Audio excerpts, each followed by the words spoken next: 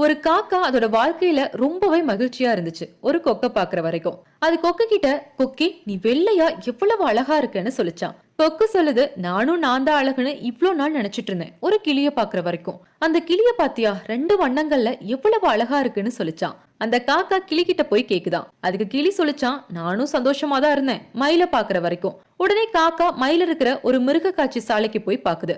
அங்க மயில பாக்குறதுக்காக ஒரு பெரிய கூட்டமே நின்னுட்டு இருந்துச்சான். காக்கா மயில் கிட்ட சொல்லிச்சான், உன்னை பாக்குறதுக்கு தான் எத்தனை பேர் நிக்கிறாங்க, ஆனா என்ன பார்த்தாலே முகத்தை திருப்பிக்குவாங்க. எனக்கு தெரிஞ்சு நீதான் இந்த உலகத்திலே ரொம்ப மகிழ்ச்சியானவன்னு சொல்லிச்சான். அட போப்பா நீ வேற, இவ்வளவு அழகா இருக்க போய் தான் நான் இந்த சிறையில இருக்கேன். நம்ம ஒரு காக்காவா இருந்திருந்தா சுதந்திரமா சந்தோஷமா பறந்து ஜாலியா இருந்திருக்கலாம்னு நினைப்பேன்னு சொல்லிச்சான். இந்த காக்காவை போல நம்மளும் எப்பவும் நம்மள மத்தவங்களோட ஒப்பிட்டு கவலைப்படுறோம்.